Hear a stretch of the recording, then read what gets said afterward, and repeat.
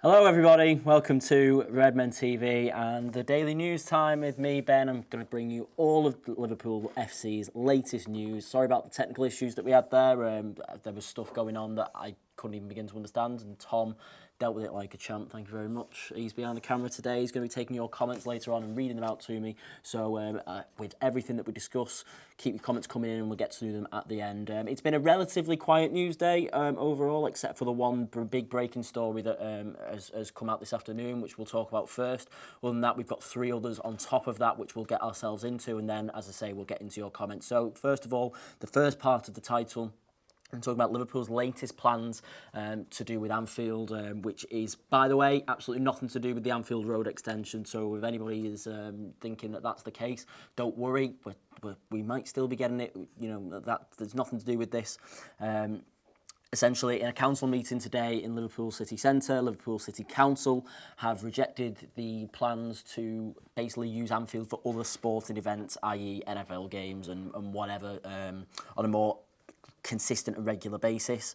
The Reds, I've gone onto a wrong page, I'll have to go back. The Reds' bid to change the future of Anfield has been rejected. The Reds submitted two planning applications to City Council to hold music concerts and other sporting events at the famous ground. But after a tense meeting at the Town Hall chamber today, the Council's planning committee surprisingly voted to reject the proposals for other major sporting events to be held at the ground. However, they could still be used for concerts in the future, as the decision on that proposal has been postponed and deferred to another meeting, so there's not been a concrete no on that yet. But things like NFL games and I think we've held rugby there in the past, that doesn't sound like it's going to happen, non-football things. Local councillors basically spoke against the proposal, arguing that they could blight residents with noise, parking and antisocial behaviour, which is fair enough. I mean, over the course of a season, you get a lot of football matches there anyway, and there's probably a lot of busyness, and residents around there. Residents around there get a lot of that anyway. My argument to that would be, well, when they buy the house, they know exactly what they're letting themselves in for, and that's something that comes part and parcel with getting a house outside a football stadium.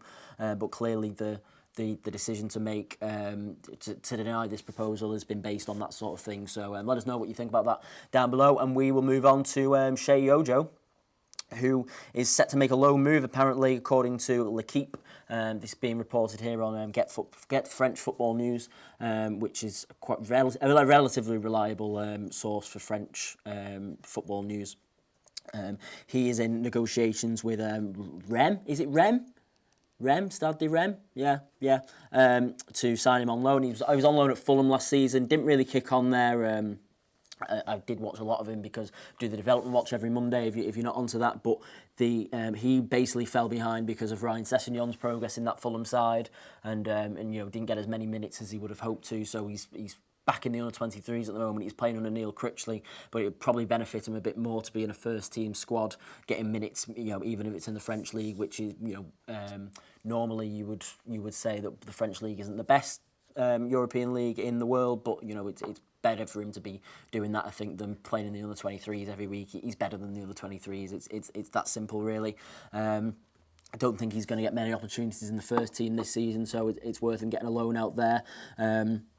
Brokering a deal is proving to be complicated, but the players' representatives have already visited the club's facilities, and Ojo is totally seduced by the idea of playing in League One. He's probably loving the idea of living in France for a year, let's be honest. Who wouldn't jump at that opportunity if you could get paid to live out there and play some footy in an easier league than the Premier League, that's for sure. So that will probably rumble on him, and the window closes, what are we on now? The 28th, so the window closes on Friday.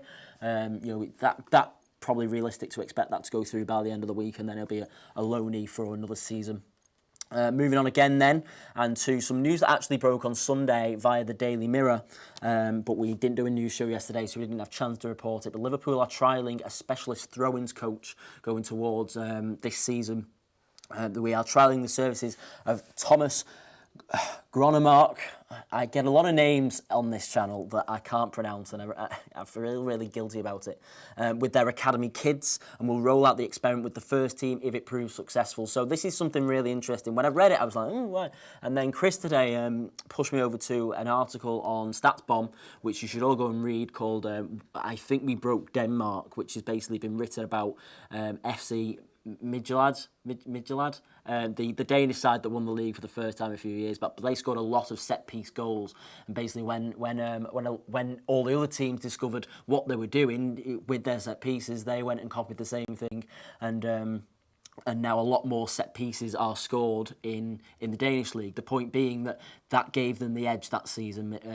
The set piece goals. I'm not going to say the name again. There was that team that played Man United in the Europa League a few years back. Can't pronounce them for the life of me. I'm not going to risk it. But in that season when they won the league, it gave them the edge, and that's the sort of thing maybe Jurgen Klopp is looking for a way in here, thinking that we can perhaps gain something from having a throw-in specialist, a different way to attack. Obviously, we've added a new dimension for me with our attacking, with the ability, with the addition of Alisson. We already were seeing in the first few games of the Premier League season that his passing and his distribution, it's just taking our attack up another level. We are distributing the ball so quickly out from the back now, and City fans will probably agree with me saying what a extra dimension that brings to a team. Maybe Jurgen Klopp is looking for another edge to close that gap between us and City even further. Because I think we're going to need every little bit of positivity and every little bit of beneficiary stuff that we're going to get that we could possibly get this season. So this will be an interesting one. As I say, it was broken on the Mirror, so this is from the Liverpool FC website, but they've quoted the Mirror.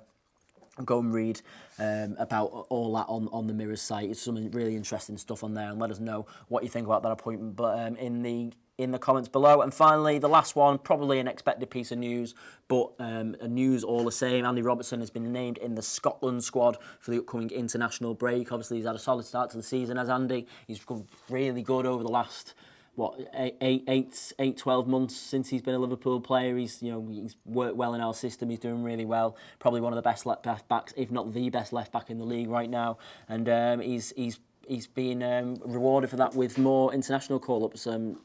Scotland on the verge, again with England in the UEFA Nations League. They have a friendly with Belgium, which will be a tough game, but he'll probably start in that. We're playing a lot of Premier League players in the Belgium squad, and it's good. It's good for him, really. I know that there's always players get called up for international. We all roll our eyes because there's potential for injury, but I'm a fan. I'm a fan to some level of international football, and I like it when our players are representing the countries. I think it's a good thing for the club. It's a testament to the club, really, that we're giving the players the platform to get called up for their country, and I like that about Liverpool. So that's all the news stories for today. We're going to get onto the comments now, and Mr. Tom Dutton behind the microphone is going to give me something to talk about. Go. To kick it off, Callum Sanderson with a super chat. Thank you. Thank you very much. He says, Do we think the City's council... Council? Do we think the City Council decision will have any future bearing on our relationship with them and other development plans FSG has, Annie Road, COP, etc.? I mean, they've okayed things in the past, so, there's not necessarily. I think, given that we built the main stand... in the last few years, there'll have been a lot of disruption there. Obviously, that isn't an easy job. That took a year, 18 months to do properly. I think that, they perhaps just decided that this is something that, if we want to do things in the future, this is something that we can't have as well. And that's why I may not be surprised if the concert thing is turned down as well. I think in the long run, we want to prioritise the Annie Road extension, I think. And if that means that we can't do this sort of thing, I'm okay with that. Tom? Again, on the events thing in Anfield, Kernoek Scouser says, not asked about other sports at Anfield, would like to see the kids and women's team play there more though. The under-23s play there pretty regularly. They played there against Spurs last Friday. No, not last Friday, the Friday before last Friday. The women's though was a shout. For me, the women's game is just not accessible as it should be. I think there is a rising prominence. Manchester City are doing a lot of good work around women's football. They are marketing their women's team as, they're basically not marketing them as a women's team. They're just marketing them as they would with the men's team. They're calling them Manchester City, not Manchester City Women's, and they're doing a lot of that. I think Liverpool need to do a bit more of that. I think we're better than some other clubs. Obviously, Man United have only just started the women's team this season, so they seem to be miles behind everybody else. But Liverpool, for me, that will be a good shout for me. allowing the women's to play at Anfield a lot more often. You know, we have Amy and Lauren in the office who are doing a podcast about the women's side, but it's just a lot of people just don't know about them, and that is because it's a good quality. You know, the women's Premier League is, you know, they're good games when you watch them. They're on BT Sport often these days and things like that, but it's just not as accessible as it should be. And I think Anfield, actually, that's a really good shout. That would be a good step taken in making it more accessible for regular fans like you and me. Tom? On to Shea Ojo. Patrick Nathan says, I would keep Shea, but I said the same about Wilson, Ajaria and Clavan and Karius. Klopp knows best. Whatever he wants, I want. Yeah, definitely. I think we've come to trust Jurgen Klopp very well over these last few years, haven't we? I'd have kept Wilson purely because, I mean, I certainly wouldn't have loaned him to Derby. He's had a slow start there, but he's working under a very inexperienced manager in Frank Lampard, a team in transition. I don't think it was the greatest of ideas to send him on loan to Derby. I'd have kept him around in the squad, but like you say, I agree. You know, Klopp trusts Klopp.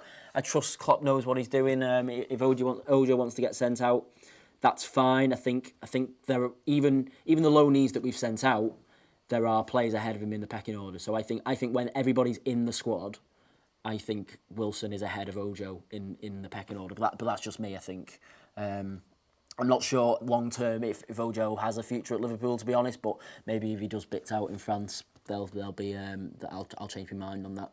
Tom. Moving on to the throw-ins. Gio says, love it. If throw-ins can bring a couple more goals, why not? Just adds another option. Exactly. You know, we like I say before, we've got to find any way possible right now to close the gap on Manchester City. And when I say close the gap, I don't mean right now, because I'm aware we're 2 points ahead of them in the current Premier League table. But what? There's a 25-point gap from last season that we've got to make up somewhere. For me, if we want to win the league this season, we've got to assume that Manchester City, not Man United, Manchester City are going to get 100 points again, and we've got to find that 25 points that we were missing. In my opinion, like City, I don't think City will get 100 points again this season, but we've got to assume that they will, because in order for us to come anywhere close to winning the league, we've got to go out and expect to win every game. So if we can find little things like the throw-ins that, like you say, are going to get one or two more goals over the course of a season, or once every few games, you're going to get another goal from a throw-in because we've worked on certain routines, and that's going to bring us between 7 and 9 points extra over the course of a season. Belting, absolutely spot on for me. Yeah. And last one, Michael Bennett says Robbo will probably end up being Scotland's captain. Yeah.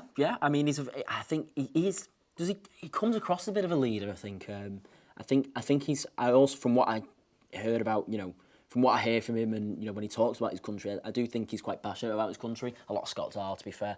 But yeah, no, I can see that being a realistic thing. I don't know who the captain is at the moment. Does anybody know who the Scottish captain is? Size finding out. Pending. Does it really matter? Well, I mean, if he's old, he might be captain sooner. That's true, actually. That's all I meant. Yeah. Well, they've got Tierney on the other side, haven't they? Yeah, so he's also pretty good. Yeah, I mean, no pressure. Just waiting on him. Oh. Don't know. No. I don't know. If anybody can tell you who the Scottish captain is, or who? Mel Gibson. Thanks, Ross. Yeah, thanks for that, Ross. Completely agree. Could be captain one day. And I suppose we'll wrap that up there. Yeah, thanks very much for watching, guys. Subscribe to the channel, like the video, leave us a comment, do all the usual stuff. Me and Ross have got a brand new podcast coming out later after this show.